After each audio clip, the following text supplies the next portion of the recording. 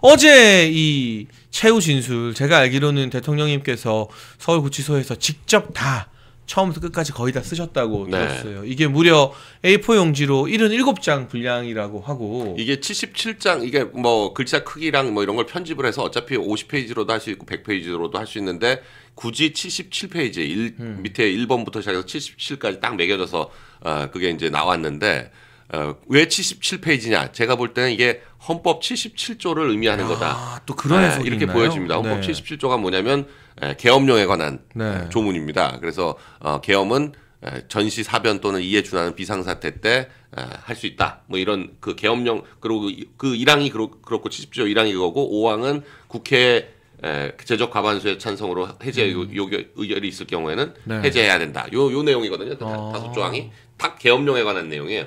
그래서 77페이지로 맞췄구나.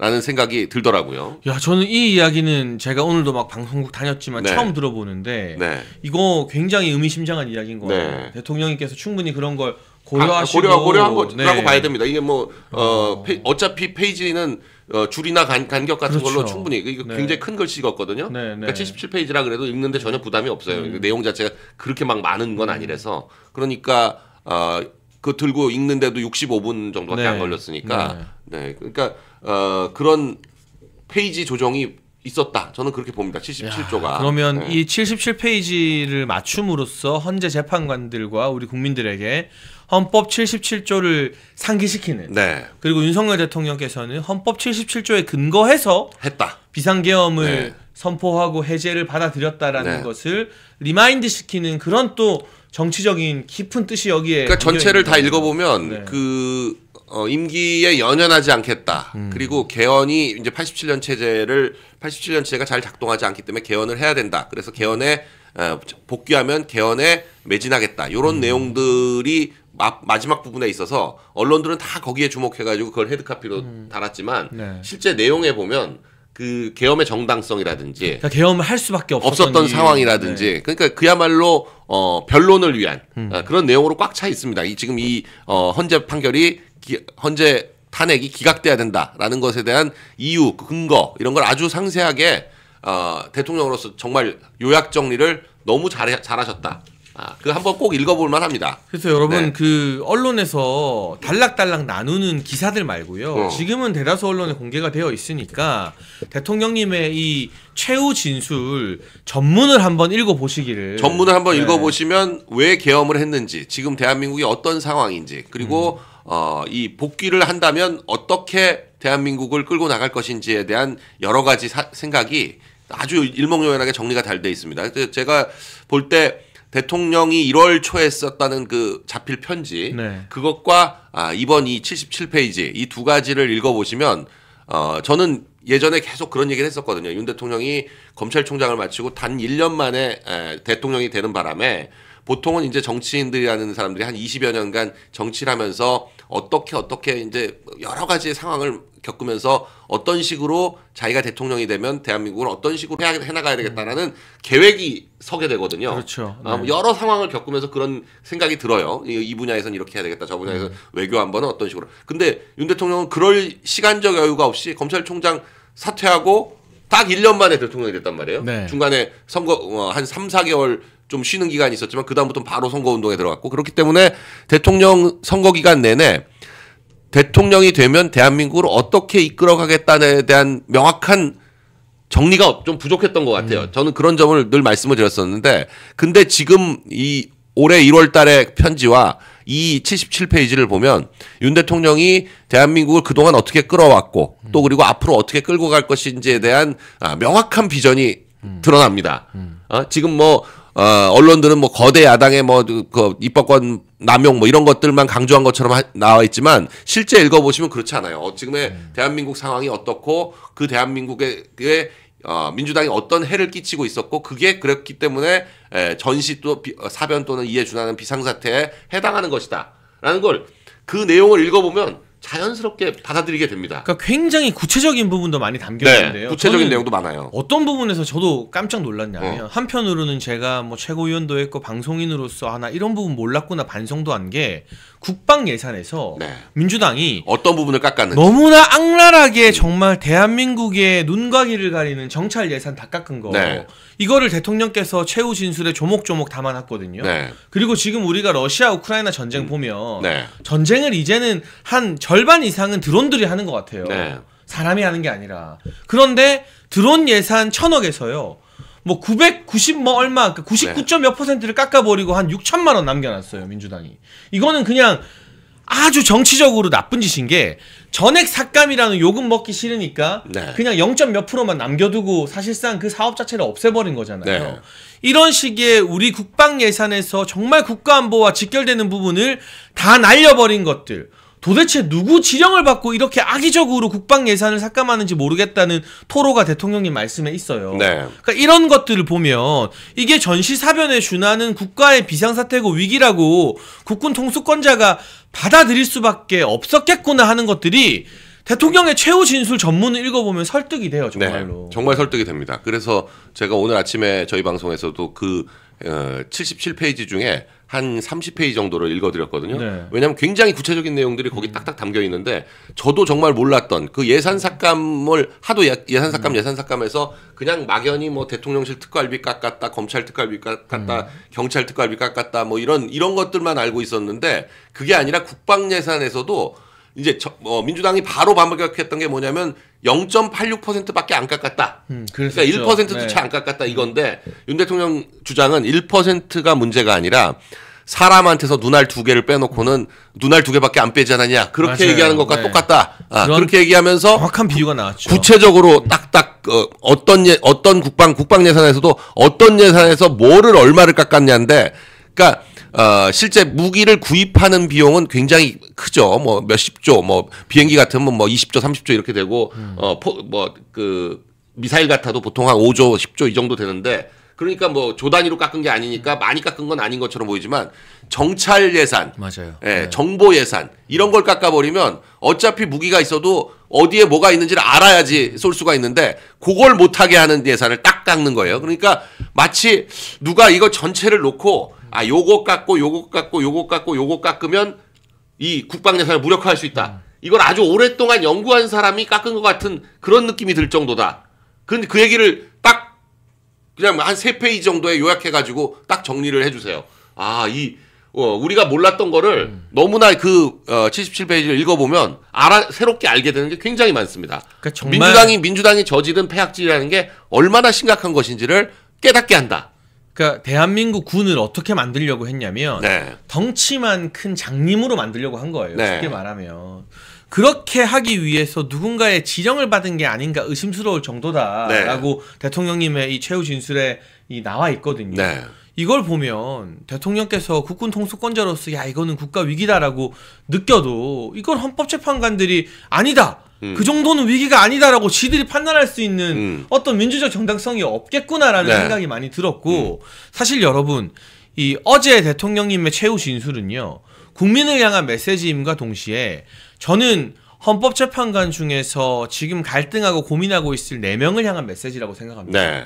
우리가 아무리 열을 올리고 대통령 지지율이 뭐 50, 60을 가도 문영배나 이미선은 안 바뀌어요. 네. 정계선과 정정미가 바뀌겠습니까? 네. 바뀌지 않습니다. 다만 이 4명 정영식, 조한창, 김복형 그리고 지금 가장 문제가 될 수 있는 김영두 이런 사람들이 대통령의 최후 진술을 듣고 마음을 어떻게 고쳐 먹느냐의 이 탄핵전의 싸움이 달린 건데 네. 그 부분에 있어서 저는 또 미국 예시 언급한 것도 와닿았습니다. 아주 구체적인 국방 예산 이야기를 했고요. 트럼프 대통령이 당선되자마자 군대를 동원해서 국경에 다 파견하고 네. 불법 이민자들 다 막고 체포하고 했는데 그런 걸 가지고 대통령 권한으로 군 동원하고 한 걸 가지고 아무도 미국에서는 시비 안 건다. 네. 그리고 트럼프 1기 때 트럼프 대통령이 했던 여러 가지 다소 담대하고 과격한 조치들에 대해서 미국의 연방 대법원들이 전부 다 이건 대통령 통치권이니까 우리가 사법적으로 판단할 사안이 아니다라면서 다 각하를 때렸거든요. 네. 그 예시를 언급했는데 그런 부분도 지금 트럼프의 측근들이 다 대통령 탄핵 불공정하다, 뭐 윤석열 대통령에게 힘을 싣고 있는데 좀 헌재 판결에 도움이 될까요? 어떻게 보세요? 지금 어제 그 77페이지 안에도 또 그런 내용도 있어요. 국무회의와 관련해 가지고 네. 국무회의가 뭐 제대로 이루어졌냐 안 이루어졌냐 이게 간담회 수준이다 뭐 어쩌고 이런 얘기를 하는데 그렇지 않았다. 그 이상민 장관이 네. 얘기했는데 100회 이상의 국무회의에 참석했지만 그 국무회의처럼 열띤 토론이 오간 적이 없었다. 그렇죠. 네. 네. 그리고 국무회의가 간담회라면 뭐하러 의결 정석수를 채울 때까지 기다렸다가 국무회의를 시작을 했겠냐. 의결 정석수가 11명이 돼서 차야지 국무회의를 시작하려고 기다렸던 거는 국무회의이기 때문에 그랬던 거고 뭐 부서를 했네 안 했네 뭐 어쩌고 그 시간이 짧았네. 그건 긴급한 국무회의니까 시간이 짧을 수밖에 없고 그걸 해제하는 국무회의는 1분 만에 끝났다. 계엄령을 해제하는 국무회의는 그런 아주 그러니까 절차적으로 지금 이 내란죄를 빼고 나니까 지금 남는 게 뭐냐면 결국 이 내란이 이 계엄령이 적법했냐 아니냐 뭐 요거를 따져야 되고 그리고 계엄령은 근데 많이 보면 적법하다고 볼 수밖에 없는 게 헌법에 나와 있는 대로 한 거고 그렇죠. 헌법에 나와 있는 대로 해제를 했기 때문에 네. 계엄령을 한 걸 자체를 문제 삼을 수가 없어요. 그러니까 계엄령을 하는 절차상의 문제라든지 아니면 계엄령을 발동하는 데 있어서 실질적 요건이 위배됐다든지 뭐 이런 걸 가지고 문제를 삼아야 되니까 지금 결국 핵심은 전시사변 또는 이에 준하는 비상사태였느냐 여부 그거하고 국무회의를 제대로 했느냐 요 두 가지가 지금 결국 결정적인 사유가 되거든요. 근데 그 두 가지를 설득하는데 아주 적절한 예들을 들어가면서 대통령이 진술을 하고 있습니다. 그 중에 또 뭐가 있냐면 김영삼 대통령 때 금융실명제 발표. 그렇죠. 이것도 당일 국무회의에 그때도 물론 국무위원들 부서 같은 거 없었고 국무회의도 국무위원들이 모일 때까지 국무위원들한테 미리 사안을 알려주지도 않았고 아무도 모르고 그날 거기 들어갔다가 그냥 그 자리에서 얘기 듣고 국무회의에서 의결해가지고 비상재정명령을 내렸던 건데 그것도 이제 그 당시 대법원에서 그 당시 헌법재판소에서 문제가 없다고 문제가 없다고 네. 했었습니다. 그러니까 그 사례를 들면서 이 국무회의가 실질적인 국무회의였고 뭐 부서를 했니 안 했니 이런 건 아주 지엽적인 문제에 불과하다 이런 얘기를 또 하시고 계십니다. 그런데다가 이 미국의 사례 이게 굉장히 중요한 게 탄핵이라든지 뭐 이런 것들이 기본적으로 다 우리 대통령제가 다 미국의 대통령제를 사실상 따온 거기 때문에 미국 법에 다 네. 기반을 두고 있죠. 네. 그러니까 우리 대통령이 가진 권한이 어느 정도냐? 미국 대통령이 가진 권한과 비슷하기 때문에 그걸 예로 들 수밖에 없어요. 근데 미국에서는 군을 동원해 가지고 뭐 주방위군이나 뭐 여러 가지 형태의 군을 동원해서 실제 많이 하거든요. 뭐 별일 다 합니다. 그런 이민자 체포하거나 추방하거나 하는데 주방위군을 동원해요. 왜냐면 경찰력으로 도저히 안 되니까. 네. 그러니까 그게 국가 비상사변 전시사변 또는 이에 준하는 비상사태거죠. 여기서도 경찰력으로 안 될 정도라고 봤기 때문에 군을 동원했는데 단지 이제 그 군의 동원 숫자가 전부 다 해서 580명이고 국회도 280명이지만 국회 경내에 들어간 건 150명. 그리고 국회 본관 안에 들어간 건 15명에 불과했다. 저도 그것도 어제 그 진술을 그러니까요. 보고 처음 알았어요. 이렇게 디테일하게 딱 와닿게 네. 숫자로 알기가 쉽지 않았죠. 저도 그냥 그동안 280명이라는 것만 알았지 이 280명 중 몇 명이 정확하게 국회 경내 280명이 밖에 다 있었고 130명은 밖에 있었고 150명만 국회 안에 들어갔고 국회 그 초록색 지붕. 예, 네. 그러니까 그 건물 말고 이 경내 네. 경내에 150명, 밖에 130명. 그 초록색 지붕 안에 들어간 거 15명이에요. 예, 그 15명밖에 안 되는 그 15명이 유리창을 깨고 들어간 이유가 이 문 앞을 전부 나가서고 있으니까. 예, 보좌진들과 뭐 이런 사람들이 1000명 이상의 보좌진과 의원들이 그 국회 본관 안에 있었는데 이 1000명이 맡고 있으니까 15명이 여기를 어떻게 들어가요? 그러니까 불 꺼진 곳에 유리창을 깨고 들어갔다. 이런 얘기도 저는 어제 처음 알았어요. 그러니까 굉장히 디테일한 부분들이 그 77페이지 안에 담겨 있는데 그것들이 다 굉장히 필요한 내용들이다. 그동안 문제 제기됐던 것들을 아주 조목조목 제대로 반박하고 있다. 별로 길지도 않습니다. 그러니까 한번 꼭 읽어보셨으면 하는 그런 생각이에요. 네, 그래서 여러분 아시겠지만 트럼프 대통령이 공식 행사에서 직접 소개할 정도로 측근이라고 할 수 있는 미국의 고등창 변호사는 네. 여러 공식 행사 등을 통해서 계속해서 트럼프 대통령이 윤석열 대통령 탄핵에 대해서 공정성을 한국 헌법재판소가 기해야 한다라고 선언하도록 네. 자기가 측근으로서 돕겠다, 촉구하겠다라는 입장을 밝힌 바 있고요. 이게 또 아시아투데이 단독 보도로도 나왔고요. 제가 현장에서 여러 보도 채널이나 방송에서 민주당 방송국 나오는 네. 정치인들 패널들과 토론하면 이 사람들이 처음에는 막 군 투입 문제 가지고 난리를 쳤어요. 네. 근데 그게 헌재에서 다 이제 기각이 됐잖아요. 여러 가지 진술이 엇갈리고. 실질적으로 지금 재판장 나온 증인 중에 부하들이랑 같이 국회 본관 안에 들어가 본 사람은 김현태 707 특임 단장밖에 없어요. 그렇죠. 네. 이 사람이 그 15명 데리고 들어간 네. 거예요. 네. 그런데 김현태 단장이 다 말했잖아요. 국회의원이라는 말도 끌어내라는 지시도 들은 적이 없다라고. 이게 다 기각되니까 요즘은 무슨 말을 하느냐. 대통령이 다시 직무에 복귀해서 돌아오면 국가 혼란이 너무 크다. 네. 국정 운영이 안 된다. 그러니까 그냥 여기서 종결 짓고 네. 대선을 새로 해야 된다. 이게 최근에 민주당 방송인들이 방송국에서 나오는 대세 주장이었어요. 네. 그러니까 내란제 프레임이 깨지고 네. 군 출동 프레임이 깨지고 그리고 이제 국무회의의 적법성 이 프레임도 깨지니까 그러니까 성관이의 군 간 거는 부정선거론으로 옮겨 붙을까봐 그 얘기는 안 해. 그건 또 건드리지도 네, 않아요. 건드리지도 않아요. 네. 그쪽 그래서 노상원이니 뭐 저 계엄사령관이 진짜 중요한 게 사실은 국무회의와 계엄이니까 한덕수 총리하고 박안수 네. 계엄사령관을 불러야 되는데 한덕수 총리도 끝까지 안 부르다가 겨우 맨 마지막에 불렀고 네. 박안수는 아예 부르지도 않아요. 네. 그리고 문상호하고 노상원은 정보사령관 여기는 다 성관이하고 관계가 있거든. 맞아요. 부정선거 얘기 나올까봐 둘 다 안 불러. 그동안 언론에서 노상원 수첩 가지고 그 난리를 쳤었는데 노상원은 아예 증인으로 거론도 안 돼. 그러니까 이게 이 MBC도 그렇고 민주당이 가장 이 계엄과 관련해서 국민들의 공포 심리를 자극하기 위해서 많이 써먹은 게 바로 노상원이거든요. 네.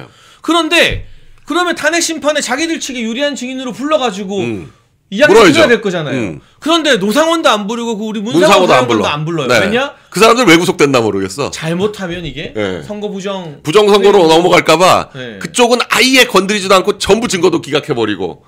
그러니까 딱 요것만 남는데 이 안에서도 지금 뭐 다 깨진 거죠. 다 깨진 거예요. 근데 그래서 저는 이제 여기서 대통령 최후 진술의 어느 부분으로 우리가 관심을 넘어가야 되느냐. 대통령께서 돌아오시면 네.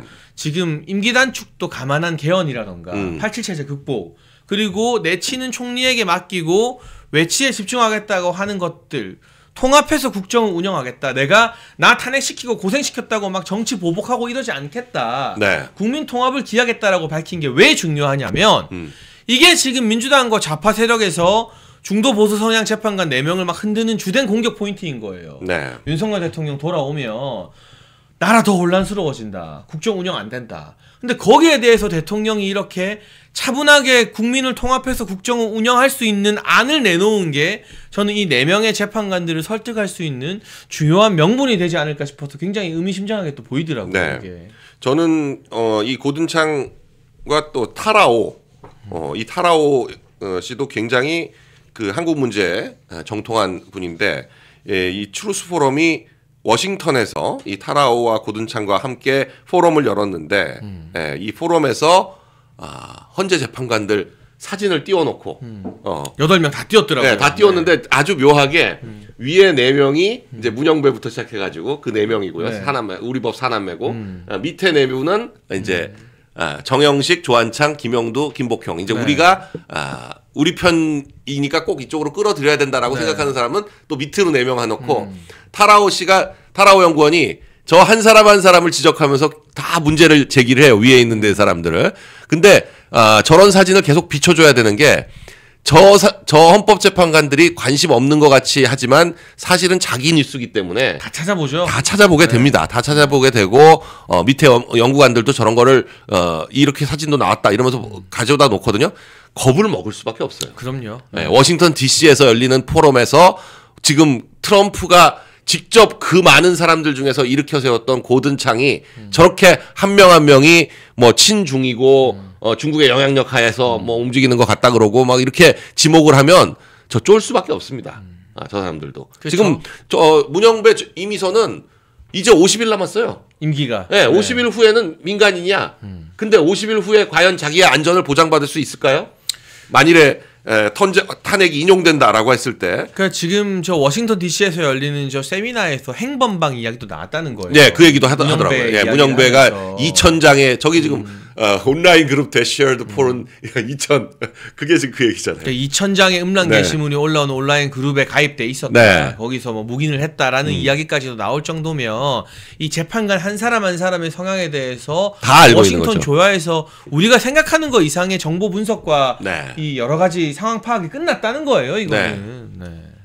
그래서 저는 모르겠습니다. 미국의 어쨌든 직간접적인 압박이나 이 대통령 탄핵에 대한 미국 측의 입장도 물밑에서 수면 아래에서 남은 아마 2, 3주의 선고 전 기간 동안 음으로 양으로 한국의 정치권과 헌법재판소에게도 충분히 전달될 수 있는 가능성이 있을 것이다라고 보여지는 대목이고요.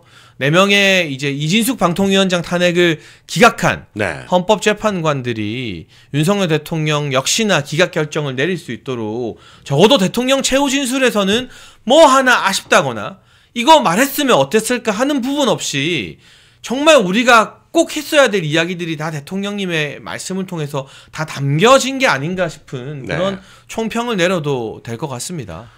그런데 이제 우리가 할 일은 이제 3.1절에 가능한 한 광화문에 많은 그 시민들이 나와서 모여서 이 외치는 이 그 거대한 군중이 외치는 함성 이게 주는 이 어떤 압박감 뭐 이런 거 공포심 이게 이제 우리한테는 굉장히 큰 희망의 함성이지만 저들에게는 엄청난 압박감이거든요. 그렇죠. 예, 네. 그 그러니까 그 광화문에 뭐 정말 빽빽하게 모여 있는 이 사진을 보면 이 헌재 재판관들이 쫄죠. 쫄 수밖에 없습니다. 저 군중들이 자신을 지금 그 우리 법 사나면은 거기서 거의 때려 죽이자 이러고 나오거든요. 그 실제로 어쨌건 간에 그런 얘기를 듣는 본인들은 굉장히 지금 신경 쓸 수밖에 없어요. 네. 지금 뭐 문영배 들리는 얘기에 의하면 그 헌법 연구관들이 뭐 항의하니까 TF 가지고 항의하니까 지금 내가 제일 욕 먹고 있는데 왜 날 보고 그러냐고 그러고 그 어제도 처음 시작할 때 그 얘기를 하잖아요. 제가 시나리오대로 잘 읽었죠. 이러면서 마치 자기가 혼자 이렇게 독자적으로 하는 게 아니라 다 같이 네. 짜가지고 하는 거다라는 걸 또 왜 나만 가지고 그러냐.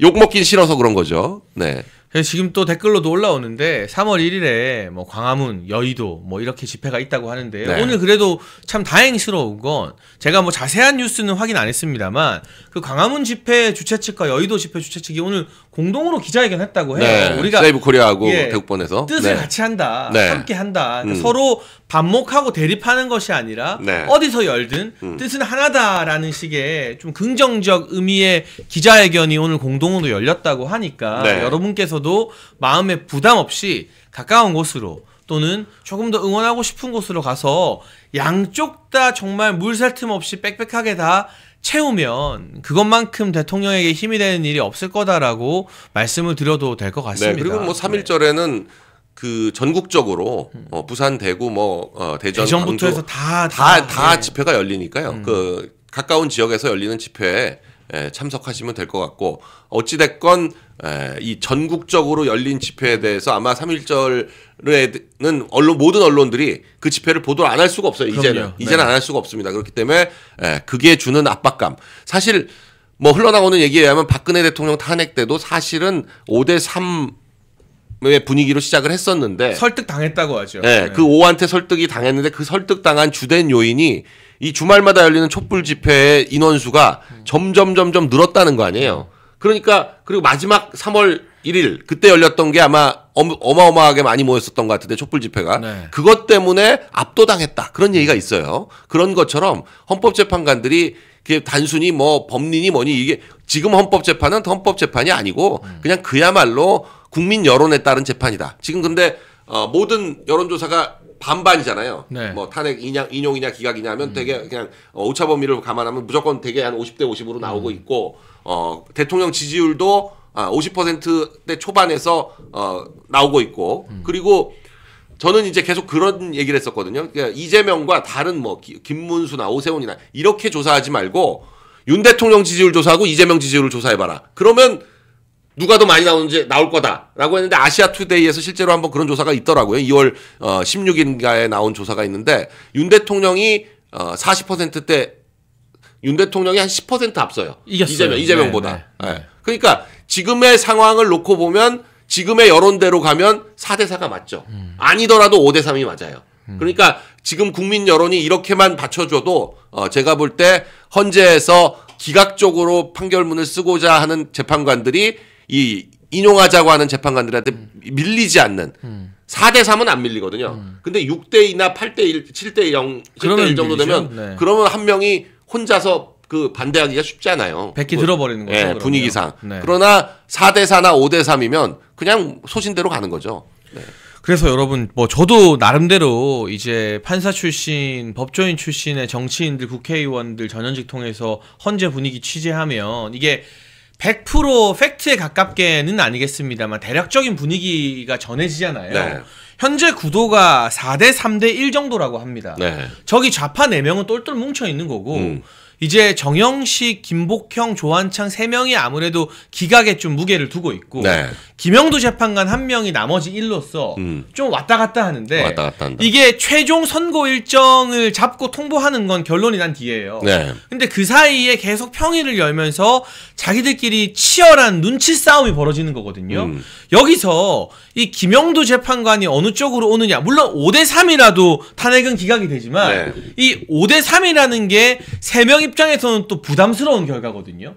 그러니까 이게 4대4가 나오는 게 사실은 제일 깔끔합니다. 네. 그래서 이 김영두 재판관이 어디 쪽으로 움직이느냐 등등의 이 헌재 내부의 어떤 무게추가 들썩들썩거릴 텐데 이건 결국 누가 만드느냐. 재판 다 했죠. 변론 다 했죠. 최후 진술도 대통령께서 하셨죠. 결국은 국민 여론으로 만드는 수밖에 없어요. 네. 그래서 지금 이 취재가 사실이라면 4대 3대 1의 구도를 확실한 4대 4 구도로 고착시키는 게 대통령이 빨리 직무에 복귀해서 돌아오게 하는 길이라는 생각이 들고요. 저는 그 이전에 중앙지법에서 헌재 대통령 탄핵 심판 선고 이전에 윤석열 대통령에 대한 구속 취소 결정을 먼저 할 수도 있지 않을까. 네. 지금 또 어떤 변수들이 많이 발생했냐면 오동훈 공수처장이 거짓말한 게 다 드러났거든요. 네. 아니 뭐 중앙지법에 영장 청구한 거 없다더니 영장 실물 복사본 다 공개됐어요. 네. 그러면 중앙지법에서도 대통령 이 구속을 취소할 수 있는 명분과 근거가 생겼잖아요. 그러면 이게 하나의 물꼬가 터져버리면 헌재 입장에서도 또 대통령 구속 취소되면 완전히 또 새로운 페이지가 열리는 거 아니겠습니까? 네. 이게 연쇄작용이 일어날 가능성이 좀 상당하다고 보여집니다. 내일 그래서 좀 주목해야 봐야 될 게 내일 지금 마흔역 임명을 안 한 것에 대한 최상목이 마흔역을 임명하지 않은 것에 대한 우원식 국회의장의 권한쟁의 심판. 요걸 그러니까 그 헌법소원은 선고 안 하고 권한쟁의만 내일 결정을 한다는데 내일 권한쟁의는 어떻게 되냐면 5명만 나와도 인용이 돼요. 그렇죠. 예, 이건 6명까지 가지 않아도 됩니다. 그러니까 내일 만일에 그게 인용되지 않고 4대4로 또 이제 저쪽 4명은 무조건 저쪽으로 갈 거예요. 예. 네. 4대4로 내일 권한쟁의가 기각되거나 아니면 각하된다면 그러면 상당히 희망적이다. 희망을 볼 수 있다. 저는 그렇게 생각을 합니다. 그렇게 되면 자연스럽게 그게 4대4로 결론이 나면 그 한덕수 탄핵 심판 결과가 먼저 나올 거거든요. 그렇죠. 대통령보다. 네. 한덕수 탄핵도 당연히 자연스럽게 탄핵이 기각이 될 거고 그러면 한덕수는 복귀되는 거고 그렇기 때문에 지금 그 상황에서 그렇게 되면 계속 4대4, 4대4가 계속 나올 텐데 한 번 4대4 구도가 고착이 되면 계속 가는 거죠. 계속 가는 겁니다. 지금 이건 지금 여러 건이 아니라 이 모든 검사들 탄핵, 뭐 법무부 장관 탄핵, 감사원장 탄핵, 탄핵, 뭐 모든 탄핵이 다 4대4로 가는 거예요. 다 4대4로 가는 거예요. 다 4대4로. 어차피 지금 이진숙 때도 이틀밖에 일 안 한 이진숙 때도 이 사람들은 나왔는데. 탄핵을 인용해야 된다고 했던 사람들이기 때문에 이 4명은 절대 안 움직이고 그렇게 됐을 때 결국 4대4 이쪽 4명이 한 번 같은 목소리를 내기 시작하면 계속 간다. 그렇게 되면 상당히 우리한테 희망을 기대해 볼 수 있다. 이렇게 말씀드릴 수 있습니다. 그래서 여러분 기억하실지 모르겠지만 이진숙 위원장 4대4가 나왔을 때 제가 오히려 8대0보다 길게 보면 이게 더 낫다. 네. 그러니까 4명의 재판관들이 나머지 4명을 와 쟤네 진짜 해도 너무하네. 이렇게 이 심리적 간극이 벌어지는 게 오히려 더 대통령 탄핵 심판에는 유리할 수 있다라고 분석을 해드렸는데 지금 실제 그 구도대로 가는 거고요. 네. 지금 정치권에서는 변호사님 어떤 전망이 좀 우세하냐면 내일 있을 권한쟁의 선고에서 마흔역 임명하라고는 하되 그 대신에 최종 변론이 끝난 재판에는 마흔역이 참가하지 않는 것 정도로 헌재가 자기들 나름의 어떤 이도저도 아닌 타협안을 내놓지 않겠느냐. 네. 그러니까 이게 무슨 말이냐면 마흔역은 임명하다 하라고 한다. 그 대신에 대통령 탄핵 심판이나 한덕수 탄핵 이런 것들은 이미 최종 변론이 다 끝났잖아요. 여기에 결심한 사건에는 들어오지 않는다. 여기에는 마흔역이 이제 못 들어오게 한다. 네. 요 정도가 지금 헌재가 생각하는 절충안이지 않겠느냐라는 게 오늘 정치권과 언론에서 많이 떠도는 이야기예요. 요거는 네. 좀 어떻게 전망하세요? 요런 시나리오에 대해서는. 글쎄요. 근데 뭐 내일 그 마흔역에 대한 그 권한쟁의 심판을 한다고 하더라도 네. 최상목이 그걸 임명하느냐 아니냐는 또 또 별개의 지켜봐야 문제. 되는 거고. 네, 왜냐하면 지금 한덕수 결정이 다음 주에 나올 것 같은데 지금 결심한 걸로 봐서는 다음 주에 나오는 게 맞거든요. 되죠. 네. 그걸 늦춘다는 건 말이 안 되는 거고 나와야 되는데 그걸 최상목이 과연 한 주일도 안 남은 자기 상황에서 그 판결이 나왔다고 해가지고 바로 임명을 할 것이냐. 이것도 별개의 문제이기 때문에 과연 그리고 그 권한쟁의를 지금 그 국회 의결이 없다. 뭐 요게 지금 네. 문제가 되고 있기 때문에 국회 의결이 없는 걸로 해서 각하할 가능성도 저는 상당히 있다. 그렇게 보고 있습니다. 왜냐하면 네. 그 4명이 다 각하 쪽으로 가면 그냥 각하되거든요. 네. 그래서 이게 절차적 흠결도 있는 사안이기 때문에 네. 지켜봐야 되지만 네. 서로 뭐 저는 그 가능성 우리가 끝까지 막아야 된다고 보지만 헌재에서 마흔역을 임명해라 뭐 최상목이 흔들리고 해도 네. 지금 최종 변론이 끝난 사건에 마흔역이 끼어들어서 선고에 참여하게 될 가능성은 현재로서는 좀 낮다. 뭐. 아니 변론 갱신을 해야 되기 때문에 쉽지가 않아요. 그렇죠. 그거 하려면 네. 다시 변론을 열어서 마흔역이 검토를 해야 되는 뭔가 거죠. 하여간 해야 됩니다. 뭐 물론 이제 그걸 뭐 전부 여태까지 그 증인 진술한 걸 다 다시 들어봐야 되느냐 아니냐. 요거는 지금 최근에 대법원에서 또 규칙도 바꾸고 해가지고 그래야 되느냐 아니냐는 뭐 또 헌재가 알아서 정하겠지만 그 어찌 됐거나 시간이 그렇게 되면 한 2, 3주 늘어질 수밖에 없기 때문에 마흔역이 이 판결에 들어오는 그런 가능성은 제가 볼 땐 거의 없어졌다. 그렇죠. 이렇게 보여집니다. 내일 판결의 어떤 헌재 판결 취지라던가 네. 뭐 소수 의견 내지는 이 머릿수 등이 좀 어느 정도 공개가 되고 취재가 될 거잖아요. 네. 그러면 이제 분위기가 좀 나오는 거죠. 현재 헌재 분위기를 조금 파악할 수 있지 않을까 싶습니다. 면역력이 왜 중요한지 말 안 해도 다들 아시죠? 저는 몇 년째 환신을 꾸준히 먹고 있는데 면역력만큼은 걱정 안 합니다. 요즘 같은 시대 튼튼한 면역력에 건강까지 쑥쑥 지금부터라도 환신 꼭 챙겨 드세요. 드셔본 분들만 그 진가를 느낄 수 있다니까요.